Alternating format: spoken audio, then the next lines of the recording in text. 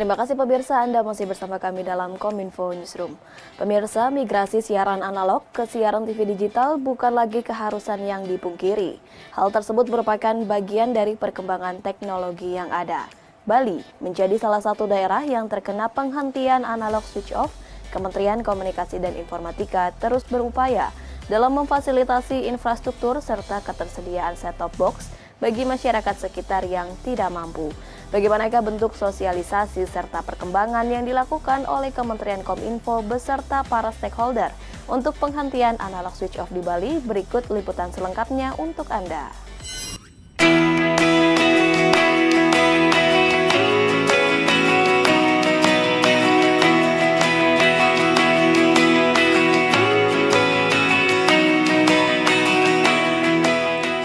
Indonesia sedang bersiap migrasi dari siaran TV analog dan menyambut siaran TV digital. Dengan proses 3 tahapan, tak kurang 112 wilayah di 341 daerah yang ada di Indonesia akan mendapatkan layanan siaran digital. Provinsi Bali, yang juga dikenal dengan Pulau Dewata ini, memiliki perpaduan alam yang indah, dengan budaya yang khas menjadi daya tarik tersendiri bagi jutaan wisatawan untuk berkunjung ke pulau ini. Daerah yang juga menjadi ikon pariwisata Indonesia ini masuk dalam salah satu wilayah pertama yang terjadwal untuk migrasi ke siaran digital. Seluruh daerah atau 9 daerah kabupaten dan kota di Provinsi Bali secara serentak aktif terlayani siaran digital. Masyarakat di Provinsi Bali bisa menikmati siaran yang lebih jernih dan bersih kualitasnya pada televisinya masing-masing.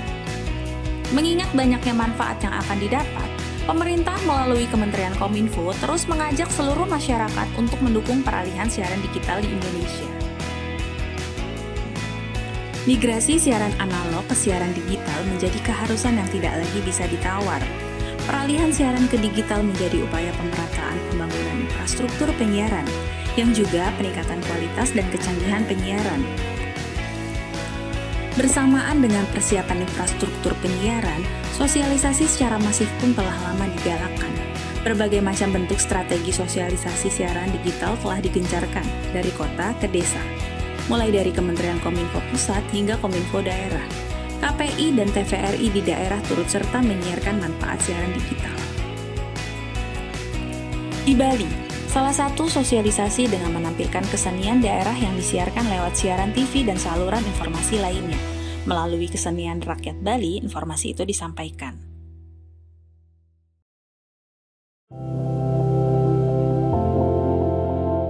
Pengenalan TV digital, penjelasan manfaat siaran digital, hingga kebutuhan teknis berupa perangkat digital untuk siaran digital, bernama set-top box atau STB disampaikan dengan bahasa yang sederhana. Pemerintah Provinsi Bali sangat mensupport dan mengapresiasi program pemerintah pusat, khususnya sosialisasi analog switch off ini yang mengusung konsep budaya Bali. Kita mendorong Bali ini menjadi suatu daerah yang maju, tapi tanpa melupakan budaya-budaya yang sudah menjadi akar kehidupan orang Bali, masyarakat Bali, ya, seperti budaya tari-tarian, lukisan, dan lain-lainnya itu sudah menjadi darah dagingnya orang Bali. Kita harapkan ini tetap terjaga dengan baik. Karena itulah saya sangat mengapresiasi ini. Arti pemilihan konten dengan budaya Bali, dengan dari dalam mensosialisasikan ASU ini sebuah hal yang sangat lengkap sekali. Ini betul-betul mencerminkan Nanggung Sat Ketih Loko Bali.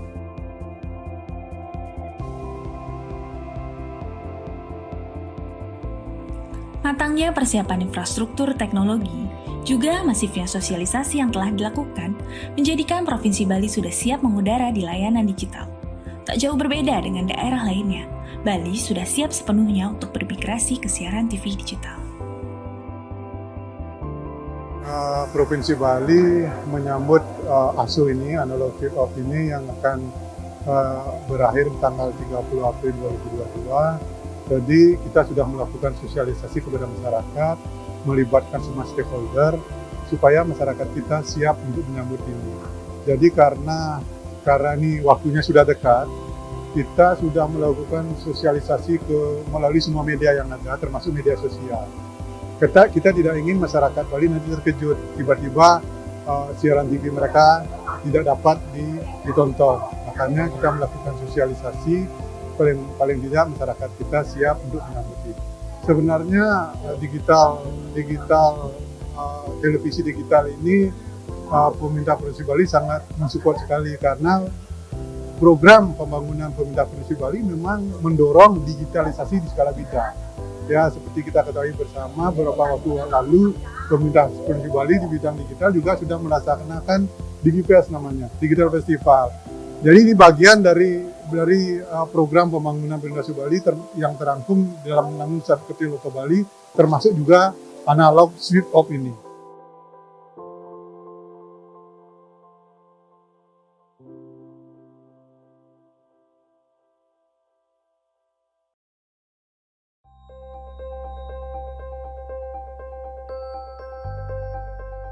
Komisi Penyiaran Indonesia Daerah Provinsi Bali memantau kesiapan penyedia konten siaran TV digital.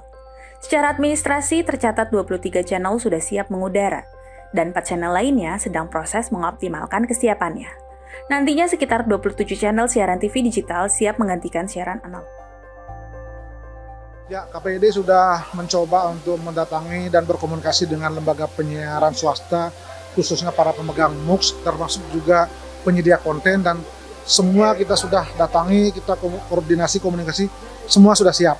Jadi sampai saat ini pantauan kita di Bali, khususnya channel yang ada di digital ada 23. Jadi luar biasa, tinggal satu grup aja yang belum, dan diperkirakan pada akhir bulan ini sudah masuk semua, sehingga semua TV yang ada di Bali total mungkin sekitar 27 siaran sudah ada. Jadi sebelumnya kalau TV analog ada 16 siaran.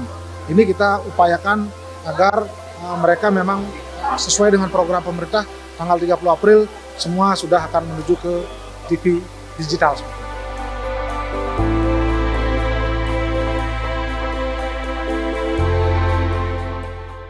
Peralihan siaran digital ini tak lepas dari terobosan perkembangan teknologi penyiaran. TV analog hanya perlu menambahkan sebuah alat yang mengkonversikan sinyal digital menjadi analog, bernama set-top box. Siaran TV digital itu adalah suatu teknologi baru ya, yang selama ini analog menjadi teknologi baru digital. Nah, ini merupakan suatu terobosan dari teknologi DVB-T2.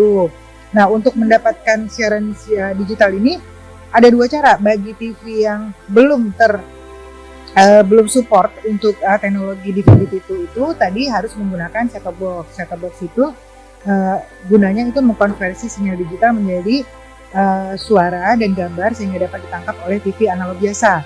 Nah, sementara bagi TV yang memang sudah masa kini ya, smart TV zaman sekarang yang sudah support DVB-T2 itu tidak perlu lagi pakai set-top box. Tapi dua-duanya sama, tetap pakai antena karena ini kan sistemnya terestrial.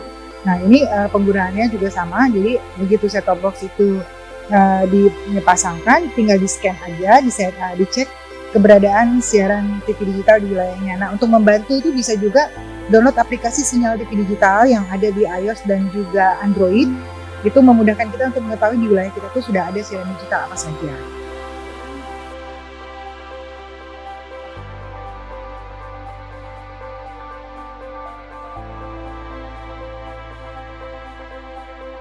Komisi Penyiaran Indonesia Daerah Provinsi Bali bekerja sama dengan para penyedia konten di Bali. Setidaknya minimal 10% dari jam siaran mereka secara khusus menyiarkan konten-konten lokal Bali, yang disiarkan pada jam-jam strategis yang banyak ditonton oleh masyarakat. Penyiaran lokal, kita bekerja sama dengan KPID Bali supaya siaran-siaran lokal itu di Bali itu benar-benar dapat dilaksanakan pada jam-jam yang potensial. Artinya perjalanan strategis, tidak hanya pada waktu-waktu yang sedikit kepada masyarakat. Di samping hal tersebut, kita juga mendorong supaya konten-konten lokal di Bali itu lebih banyak lagi disiarkan di televisi-televisi. Ini sangat bermanfaat sekali, terutama untuk generasi muda kita. Mudah-mudahanlah dengan konten lokal kita di Bali banyak disiarkan di televisi-televisi. Jadi rumah-rumah produksi di Bali itu makin hidup dia.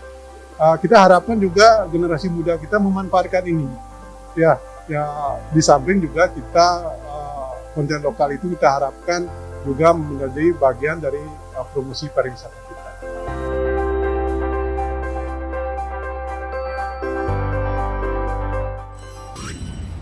Menutup informasi terakhir, kami hadirkan perakiraan cuaca yang kami peroleh dari BMKG berlaku mulai Jumat 17 Juni 2022. Halo Sobat BMKG, terpantau adanya dua sirkulasi siklonik di sekitar wilayah Laut Cina Selatan dan juga Laut Jawa.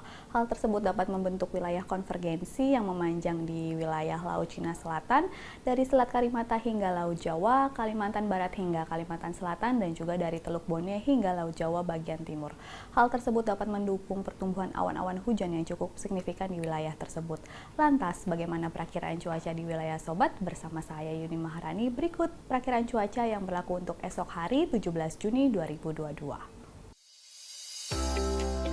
Perkiraan akan saya awali dari Pulau Sumatera. Untuk wilayah Sumatera esok hari diprediksi umumnya berawan hingga hujan ringan, namun adanya potensi hujan sedang terjadi di wilayah Bandar Lampung dan juga wilayah Medan, dan perlu Sobat waspadai adanya potensi hujan petir terjadi di wilayah Jambi dan juga Pangkal Pinang. Untuk esok hari, wilayah Pulau Jawa diprediksi berawan tebal terjadi di wilayah Jakarta dan juga Semarang. Adanya potensi hujan ringan terjadi di wilayah Serang dan juga Surabaya. Hujan sedang terjadi di wilayah Bandung, dan perlu Sobat waspadai adanya potensi hujan petir terjadi di wilayah DI Yogyakarta. Selanjutnya kita beralih ke Pulau Kalimantan. Untuk esok hari diprediksi hujan ringan hampir di seluruh wilayah Kalimantan, namun adanya potensi hujan petir yang perlu Sobat waspadai terjadi di wilayah Banjarmasin. Selanjutnya untuk wilayah Bali dan Nusa Tenggara, esok hari diprediksi cerah berawan terjadi di wilayah Kupang, berawan tebal terjadi di wilayah Denpasar, dan adanya potensi hujan ringan terjadi di wilayah Mataram. Untuk wilayah Sulawesi, esok hari diprediksi berawan terdapat di wilayah Manado, hujan ringan terdapat di wilayah Gorontalo dan juga Palu, hujan sedang terdapat di wilayah Mamuju, Kendari, dan juga Makassar. Kemudian kita beralih ke Indonesia bagian timur. Esok hari umumnya hujan ringan terdapat di wilayah Ternate, Manokwari, dan juga Jayapura, dan adanya potensi hujan dengan intensitas sedang terjadi di wilayah Ambon.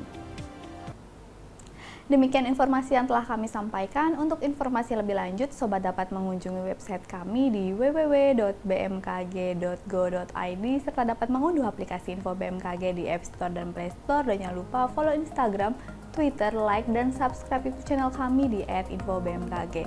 Sobat BMKG juga dapat menghubungi call center kami di 196, dan sampai jumpa. Itulah ragam informasi yang telah kami rangkum untuk Anda. Dapatkan update berita pilihan setiap harinya di kanal GPR TV atau melalui sosial media gprtv.id. Saya Bilkis Sabila pamit dan sampai jumpa.